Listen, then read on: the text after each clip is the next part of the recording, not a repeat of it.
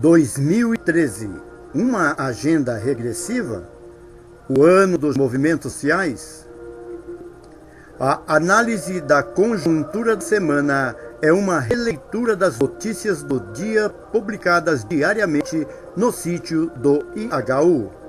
A análise elaborada em fina sintonia com o Instituto Humanitas Unicinos IHU pelos colegas do Centro de Pesquisa e Apoio aos Trabalhadores, o CEPAT, parceiro estratégico do IHU, com sede em Curitiba, no Paraná, e por César Sanson, professor da Universidade Federal do Rio Grande do Norte, UFRN, parceiro do IHU na elaboração das notícias do dia.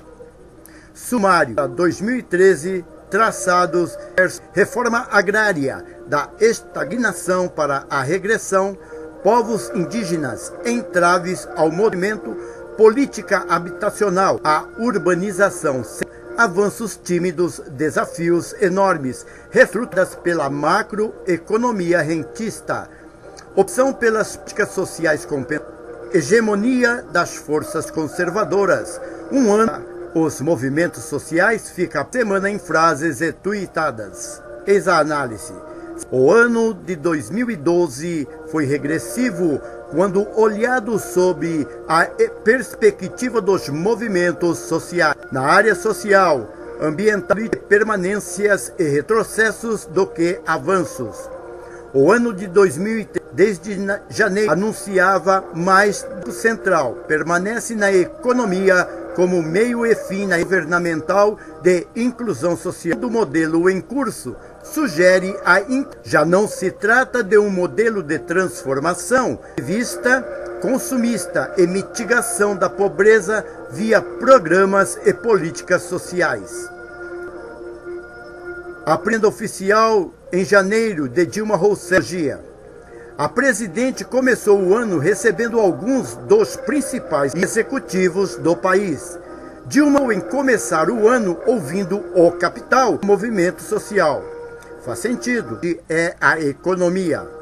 A reunião do dia dos pesados da economia nacional aconteceu em conjuntura de retração do PIB e de ameaças de racionamento de dia. O primeiro ato oficial da presidente Dilma trouxe um recado ao país: esforços em utilizar todos os instrumentos possíveis para tomar o crescimento econômico, em que a preocupação o conjunto dos movimentos sociais.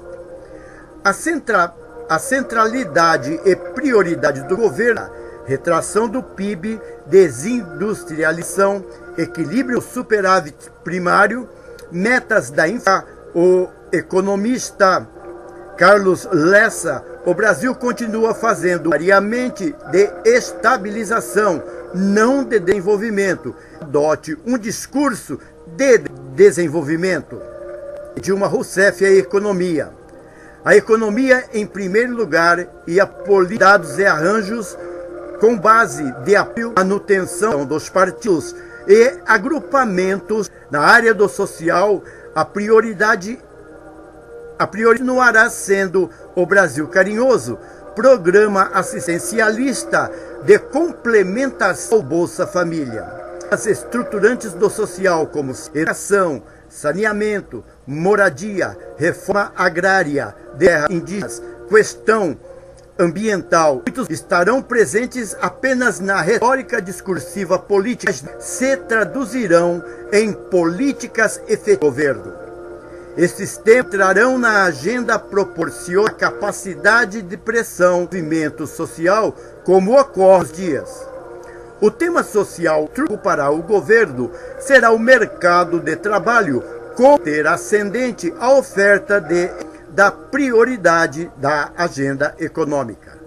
Mas mesmo de que cada 10 empregos formais criados nos últimos anos, no máximo de 3 salários mínimos de desindustrialização em curso, corre a ocupacional fundada no conceito sociológico enorme da classe trabalhadora, permanentemente espremida entre o aumento da exploração Ainda outras duas más notícias. 2013 marcado por uma forte ofensiva contra as conquistas trabalhistas. Atos de lei propondo a direitos deverão retornar à pauta do Constitucional e o agronegócio ganhará ainda a eleição que foi do deputado Henrique Eduardo Alves, do PMDB do Rio Grande do Norte, para a presidência. O deputado, como se sabe, é um aliado histórico dos ruralistas e recolocará em pauta no Congresso o interesse do agronegócio. As reformas não se encontram no horizonte na agenda de 2013 de Dilma Rousseff. Pior, não estão descartados retrocessos. A agenda na economia, na política e no social é conservadora. Dialeticamente, porém, 2013 ainda pode lutas sociais e o marco está aí nesta manifestou com a reclamação de 20 centavos a mais numa passagem verso muito maior de queixas dos brasileiros. A imposição da agenda social poderá vir, por um lado, pela inércia do governo na área como veio, e por outro, pela capacidade de articulação e mobilização do movimento social que vem utilizando o Facebook como ponto de encontro. 2013 sinalizou em janeiro para o ascenso. A CUT planejava para o ano em marcha em Brasília, diante do alerta de risco na pauta do mundo do trabalho. Professores da rede pública de ensino médio de todo o país entraram em greve e prometem greve para os próximos meses, motivos de que irá radicalizar suas ações diante dos resultados nesses 2 anos de governo de Dilma. As organizações deverá intensificar a sua mobilização, as lutas urbanas com as megas obras excluentes voltadas para a Copa das Confederações. O ambientalista continuará com suas ações tendo como referência os temas da ação ambiental. O ano se iniciou com o anúncio de uma JAS, mas também anunciou uma retomada das lutas para a regressão. A agenda da reforma agrária encontra-se estagnada, pedindo no governo de Dilma Rousseff. É o que menos desapropriou imóveis rurais para fazer reforma agrária. A CPT da Igreja Católica Romana, no ano de 2012, o Brasil alcançar os seus piores indicadores em negócio se consolidou como o modelo preferencial do governo, autorizado por diversas políticas oficiais, em continuar assim, no mesmo ritmo de 2012, o Brasil precisa. Ainda segundo a CPT, outra decepção foi com relação às áreas de assentamento já existentes, declaradas como prioridade pelo governo Dilma. A CPT, crédito, habitação, infraestrutura, parcelamento, entre muitas outras, guia dos assentamentos. Não foram liberados recursos para as famosas PDAs, ferramenta principal para obter crédito de investimentos e produção. Organização. A pauta da reforma caminhou em um ritmo inversamente à velocidade de intensidade dos agros, novidade irrestrita concedida à bancada governamental, o governo e fez paralisar não só o INCRA nos seus interesses. Segundo a CPT, lamentavelmente, a opção do agronegócio está consolidada tanto através do discurso político dos ministérios, como pela frente de recursos para as grandes empresas do setor do Estado brasileiro oferece todas as condições para isso, mesmo em áreas destinadas para a consideração das terras indígenas ou de populações oficial, algumas vezes afirme o contrário.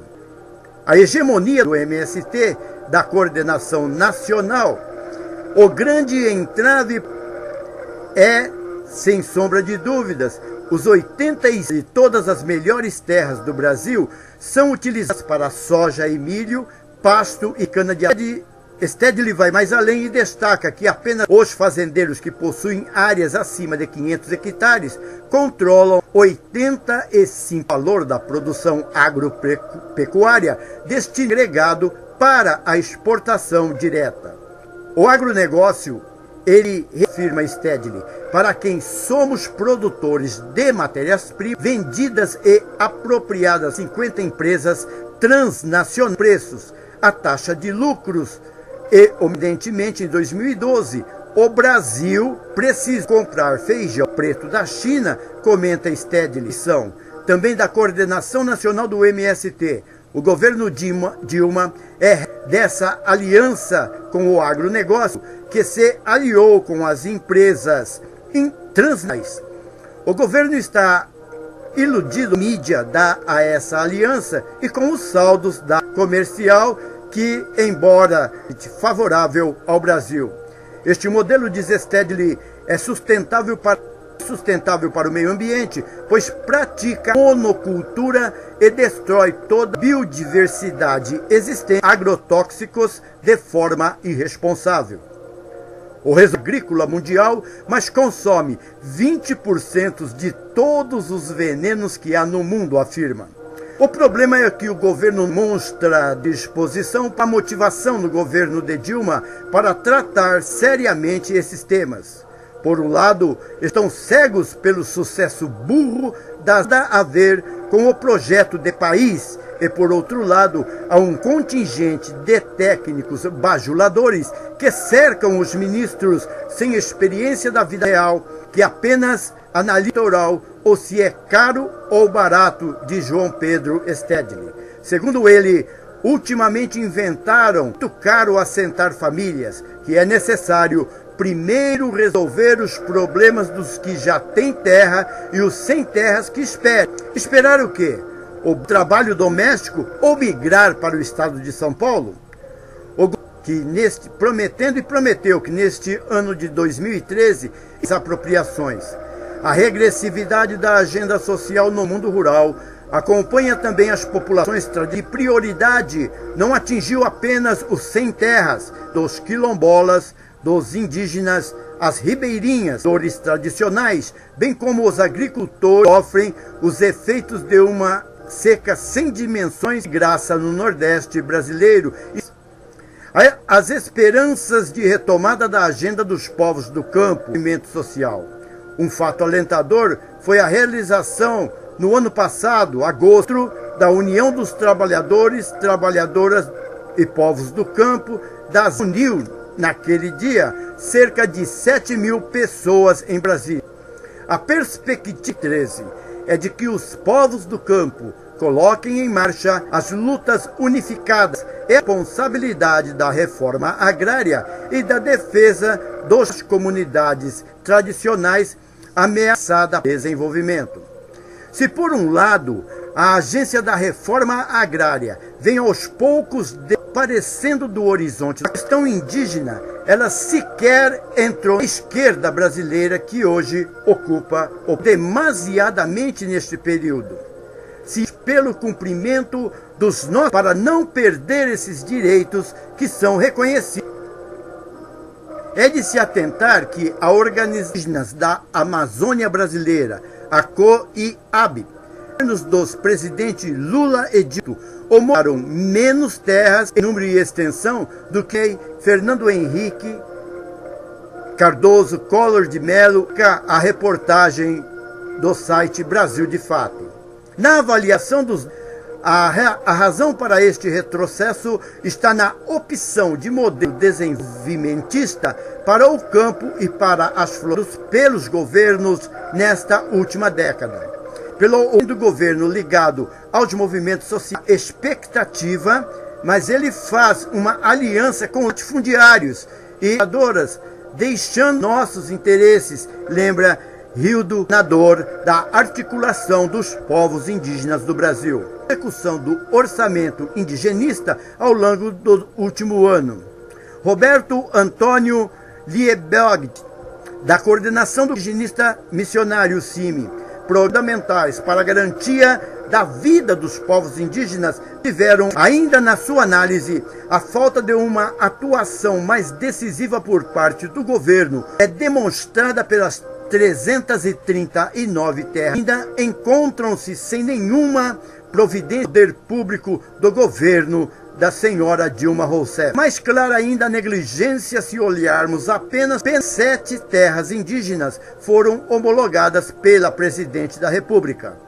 O governo Dilma investe contingenciamento de recursos orçamentários assegurar a dignidade e atendimento adequado à população indígena, agravam-se os problemas de saúde, já escassas estruturas existentes.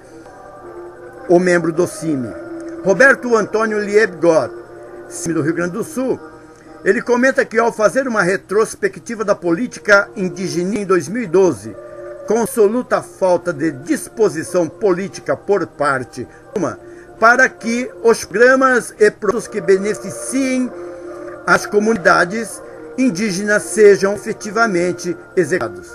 Tal fato estimula econômicos e políticos que ambicionam a exploração ambientais, hídricos e minerais.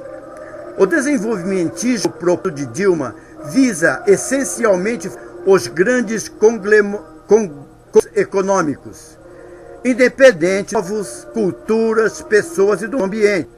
Os integrantes do CIMI têm desafios a serem enfrentados pelos povos e suas organizações, entre as demandas, mobilizar-se em torno delas para que efetivamente sejam acolhidas e antecipação em todas as etapas e o de pressionar o poder público novamente demarcadas, protegidas, estando na posse usufruto assegurado aos cidadãos. Sem que isso aconteça, diz ele, não é possível vislumbrar o efetivo, a omissão e a dependência e compensatórias. Sem isso, discutir políticas públicas, os povos serão tratados como entraves sem garantias que privilegia alguns setores e penaliza muito. E a tal de urbanização sem cidade. Até mesmo a política habitacional, destacada como um dos avanços dos últimos anos, precisa ser problemada. Na opinião de Francine Irata, cientista política da Unicamp, está longe de ser exemplar e, antes pobres, beneficia, sobretudo, as incorporadoras imobiliárias e empreitadas. Mas o mais grave que aconteceu é que os habitacionais sem ter infraestrutura adequada. Segundo Francine Irata, a partir do momento ocorreu quase que de forma imediata escandalosa dos preços dos imóveis e terra em todos, sem exceção. A cientista Unicamp comenta ainda que no programa sendo priorizadas salários mínimos, que é a faixa onde se concentra 90% do habitacional no Brasil. IHU, ela explica que houve avanços em termos de quantidades habitacionais, mas alerta para meramente econômicos e quantitativos.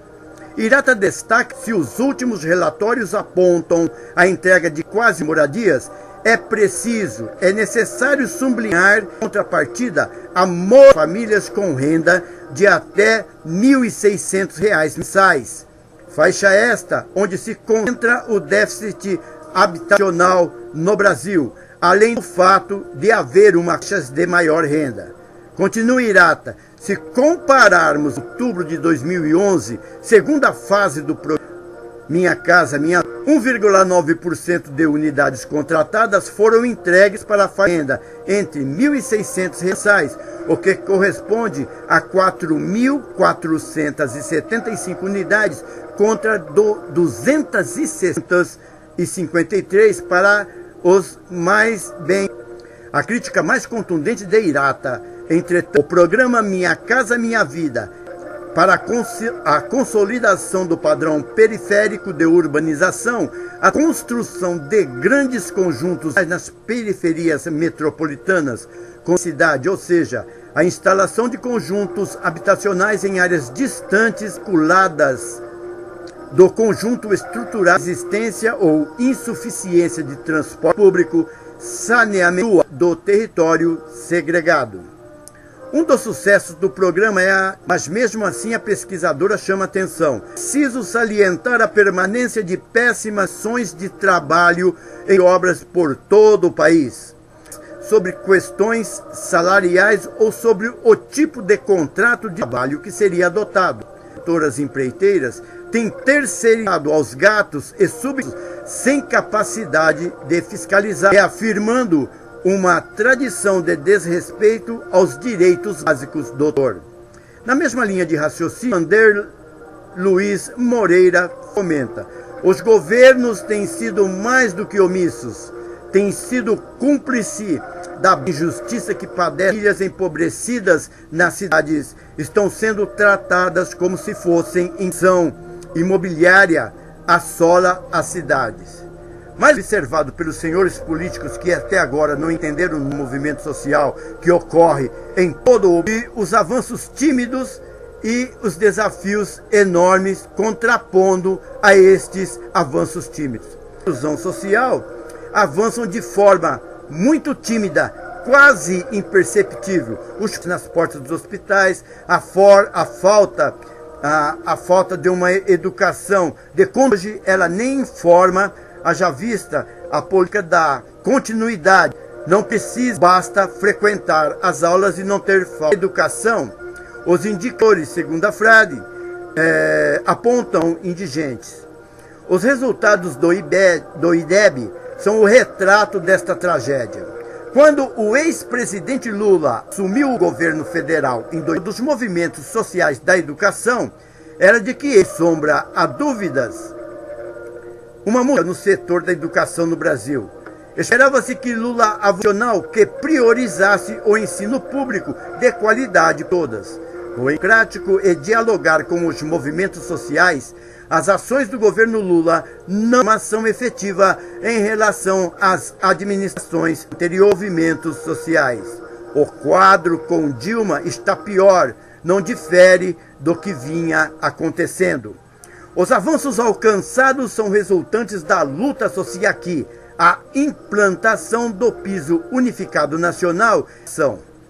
No caso do piso salarial profissional nacional do magistério, titânica em relação aos valores e que seja efetivado de fato, realidade ainda muito distante de acontecer. O movimento social defende a utilização de 10% do PIB, o limite aceito pelo governo de Dilma, 1%. O movimento pede a ação de recursos dos royalties, isto em janeiro passado, petróleo para a educação, uma das reivindicações de 50% dos recursos do pré-sal, como forma de o déficit educacional no país. Dilma manifestou em janeiro a posição favorável à destinação de royalties provenientes da exploração do petróleo. Ora, já começou a exploração do pré-sal. Agora, discurso, grifo meu. Na última sexta ou no último sábado, falando de que vai destinar. Mas ela já sabia que a ação já em janeiro de 2012. Assim como na educação, o quadro geral da saúde pública é de caos. E o cenário não é amador. Na opinião do ex-ministro da Saúde, na saúde brasileira. Segundo ele, até 2030, haverá mais cidadãos acima dos 60 anos que cidadãos os 18 e 49 anos de idade. O número de portadores de doenças crônicas, tudo que se presencia agora. Contas do SUS, Serviço Unificado de Saúde. O ex-ministro alerta que o país passa por uma americanização de saúde, com a perda de controle pela hiperespecialização, pressão da indústria para o custeio de tecnologia, eficácia duvidosa e falta Vejamos reformas estruturais interditadas pela macroeconomia rentista. Educação, saneamento para a população de baixa renda, políticas sociais estruturantes exigem. Essa possibilidade, entretanto, tem sido Dilma, que não rompeu com a macroeconomia de ajuste fiscal e rentista. Exatos 42% está destinada ao pagamento dos 2,4 trilhões de reais juros e amortizações da dívida pública, enquanto estão previstos 70,7 bilhões para a educação, 87,7 bilhões para a reforma agrária. Informa Maria Lúcia Fatorelli, coordenadora do Auditoria Cidadã da Dívida, a IGA online. Segundo Fatorelli, o concede absoluta prioridade ao pagamento de juros e amortizações da dívida pública interna e externa. Os valores a dívida, ressalta, nunca deixam de ser tanto. Os valores designados podem não ser totalmente executados sob a ativa de garantir o cumprimento da meta de superávit primário orçamentária destinada única e exclusivamente ao pagamento da pública. Ao favorece uma reduzida parcela de rentistas que, à custa tem registrado lucros recordes, e acrescenta: a dívida pública se transformou em um mero instrumento do mercado financeiro, um meio de obtenção de recursos para financiar o Estado, aumentar as condições melhores, um mecanismo de subtração de crescentes volumes públicos, inviabilizando a destinação de verbas a áreas sociais e produções de vida da sociedade como um todo, enquanto favorece de forma o setor financeiro. Exemplo da subordinação à lógica regrada, quando o governo de Dilma usa artifícios para, ou seja, a reserva de recursos para o pagamento da dívida externa. Vejamos compensatórias. A opção por um modelo de não enfrentamento à macro impede o governo de ser mais ousado estruturais e o empurra a privilegiar políticas sociais. Este modelo tem condicionado a população pobre do Brasil dos programas de renda. Os programas retiram milhares de indigência e possibilitam a dignidade, porém são assistencialistas no mercado de trabalho e não dão conta de incorporar a mesma população atendida num sistema de qualidade nas áreas de educação. Na análise de Vladimir Safter ao governo, um programa poderia contribuir por meio do fortalecimento do serviço público para minimização dos efeitos da desigualdade. Forçado a gerar um supervisionado por uma macroeconomia, o governo ficou refém de um modelo conservador. Na análise de Bovsky, aponta as mesmas opções estratégicas de antes: exportações baseadas em commodities, minerais, agronegócio, sob a liderança de grandes grupos econômicos, energia mesmo, industrialização e consumismo individual como condição. Ou, sobretudo, incluir e integrar, não se trata de superar e de transformar, mas de ir. Política. Ainda muitas outras condicionantes que o governo de avançar em rupturas, agenda mais ousada na área social. A política de aliança é uma delas. Acordos com forças conservadoras para governar e ver o seu poder restringidas por essas forças. O enorme leque de partidos gelatinoso e de ideológico conservador que na base do governo de Dilma Rousseff é um freio para enfrentar fortes interesses desta lógica. Não consegue enfrentar os interesses do agronegócio, do capital produtivo e financeiro. Necessita deles para poder governar. o exercício do poder justifica Tarso Genro, governador intelectual do Partido dos Trabalhadores. Os governos de coalização presidencial não são novos. O novo presidente Lula e a presidente Dilma serem obrigados pelo sistema legal e partidário do país usar esse expediente. Coalização continua Genro, presidencialista, político. O que nós temos que realizar é ser de Genro. Não resta a menor dúvida, continua, de que é forma de governar democraticamente, portando em maioria. O sociólogo Francisco Dion, contrastando a Genro, diz que prefere manter o status quo. O governo de coalizão, que reúne e junta forças que querem mudanças com forças casadas, é uma contradição. Manifestação dessa contradição é o apoio do governo à eleição de Henrique Eduardo Alves, outrora, para ir à Câmara dos Deputados. A eleição de Henrique Alves é um acordo entre o PT e o PMDB no revezamento. O parlamentar, embora não assumir ruralista, no seu estado de origem, o Rio Grande, traz de um mega projeto que beneficiará de grandes grupos contra centenas de agricultores da Chapada do Apodi. Certa vez, em uma entrevista, que o governo é ambientalista, é pecuarista. Os ruralistas apostam em agenda na Câmara dos Deputados.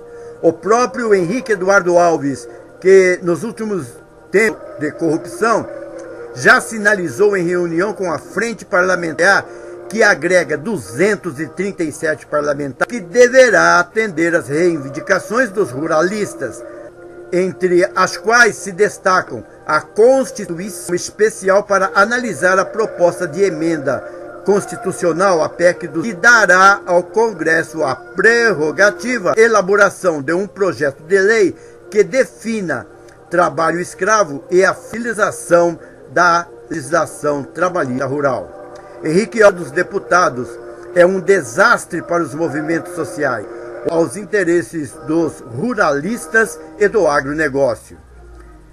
2013 é um ano para os movimentos sociais. Para 2013 é de uma agenda regular social. As demandas sociais na agenda do governo ou o tratamento dessas temáticas pode desaguar numa muito forte das forças sociais, como estamos. 2013, em todo o seu contexto, para o ascenso das lutas sociais, seja para o ano, como realizou a Brasília diante do alerta de retrocesso do mundo do trabalho. Os professores entraram em greve do ensino médio, em greve em todo o país, e próximos meses.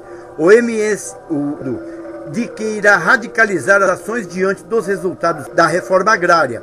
As organizações indígenas, com a retomada da PEC dos agronegócios, já intensifica sua mobilização. Lutas urbanas, com obras excludentes da Copa do Mundo Federações, ganham uma força. O movimento ambientalista continuar tendo como referência os temas da matriz e civilização da legislação ambiental. O ano de 2013, em seu início, uma agenda regressiva nos temas sociais anuncia uma retomada do movimento social. Vivemos como nós vimos nesta matéria, severas cruciantes que tomaram a frente do Brasil, partindo dos jovens. Não são os caras de antanho, mas sim são os caras que se levantaram a partir de uma reclamação de 20 centavos nas passagens de ônibus, sendo que ele tinha condições de abaixar a parte para ainda abaixo, como foram feitos em vários estados, por causa das colocadas pelo governo federal de Dilma Rousseff, mas Haddad não observou, essa desoneração. Ao contrário, base de R$3, quando ele teria que partir do custo base, menos a exoneração, menos o valor que o governo desonerou do custo do transporte coletivo. E esta planilha de redução dos veículos de transporte urbano, dando assim a planilha de custo que ela fosse mais reduzida ainda, condições de reduzir a passagem de ônibus, do trem e do metrô.